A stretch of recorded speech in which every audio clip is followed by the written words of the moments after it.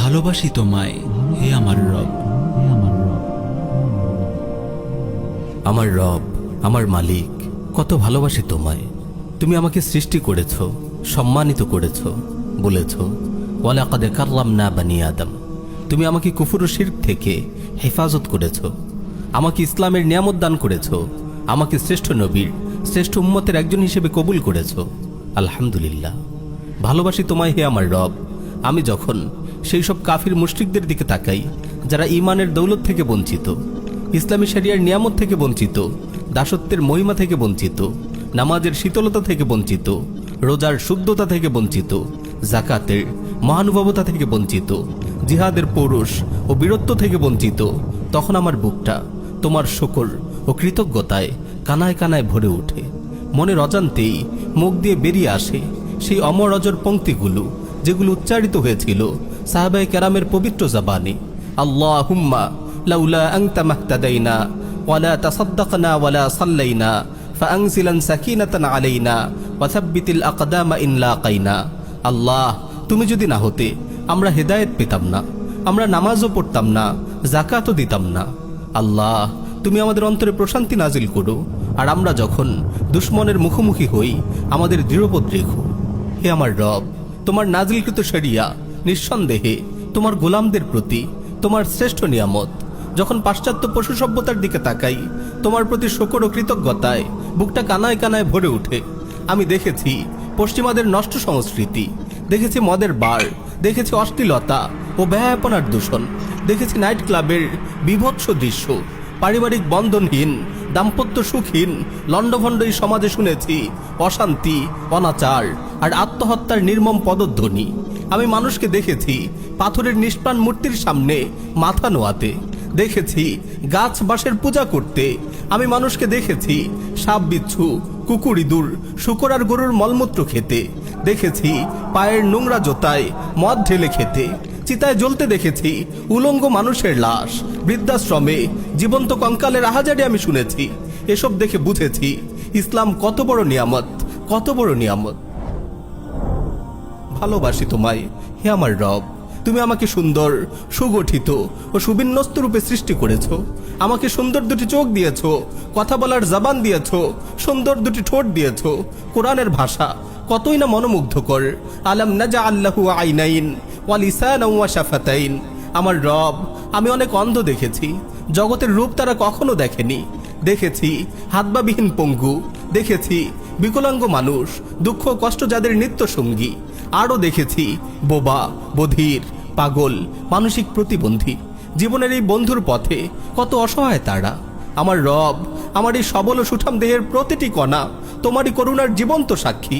তুমি আমাকে কত কিছু দিয়েছ, কত কিছু দিয়েছ। ভালোবাসি তোমায় হে আমার রব। মায়ের পেটের ঘোর আধারেও তুমি আমার সাথে ছিলে, আমাকে যথারীতি রিজিক সরবরাহ করেছিলে, আমাকে সব ধরনের অনিষ্ট থেকে রক্ষা করেছিলে। দুনিয়ায় আসার পরও তুমি আমাকে একা ছেড়ে দাওনি। সব সময় আমি তোমাকে কাছে পেয়েছি। যখনই কষ্টে পড়েছি তোমার কাছে ছুটে গিয়েছি, তোমার দরবারে হাত পেতেছি। তুমি কখনো আমাকে ফিরিয়ে দাওনি। ওয়ালাম আকুম বিদুআইকা রাব্বি শাকিয়া। তোমাকে ডেকে আমি কখনো বিফল হইনি। বিপদে দুর্যোগে দুর্দিনে সবাই আমাকে ছেড়ে চলে যায়, কিন্তু তুমি এক মুহূর্তের জন্যও আমাকে ছেড়ে যাওনি।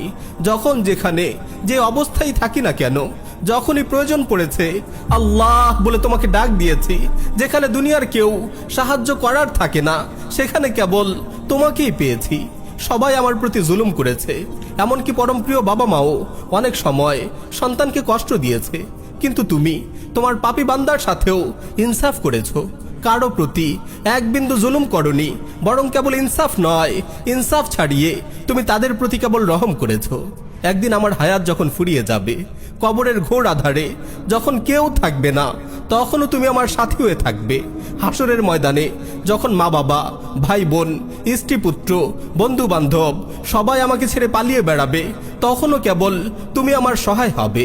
আমার রব, তুমিই তো আমার আপন, তুমিই তো প্রকৃত বন্ধু। মাওলাই কারিম, তোমাকে কতবার অসন্তুষ্ট করেছি, তোমার বেঁধে দেয়া সীমানা কতবার লঙ্ঘন করেছি, নির্জনে কত জঘন্য গুনাহ করেছি, কিন্তু তুমি আমাকে কখনো পাকড়াও করনি। রুদ্ধদ্বার কক্ষে যখন আমি তোমার নাফরমানিতে মজে থাকি, তখনও তুমি আমার নাকে ঠিকই অক্সিজেন পৌঁছাও, তখনও আমার শরীরে শক্তি সরবরাহ করে যাও। তুমি চাইলে তো মুহূর্তে আমাকে অচল করে দিতে পারতে, যেভাবে অচল করে দিয়েছিলে সাইয়েদা আসিয়ার দিকে হাত বাড়ানো পাপিষ্ঠ ফেরাউনকে। তোমার নিয়ামত ব্যবহার করেই আমি তোমার নাফরমানি করি, তবুও তুমি ক্ষমা করে দাও, সবর করে যাও। তুমি তো গফুরুন হালিম, ক্ষমাময়, ধৈর্যশীল। ভালোবাসি তোমায় হে আমার রব। আমার পাপের পুরো ইতিহাসই তুমি মানুষের কাছ থেকে লুকিয়ে রেখেছ। এসব যদি তুমি প্রকাশ করে দিতে, ইজ্জত সম্মান বলে কিছুই থাকতো না, আমার সমাজে মুখ দেখানোর জায়গা থাকতো না। কত মহান তুমি, কত উদার, কত মহানুভব তুমি। এই পাপী বান্দাকে তুমি সমাজে সম্মানিত করেছ। তাওবার দরজা তুমি এক মুহূর্তের জন্য বন্ধ করনি।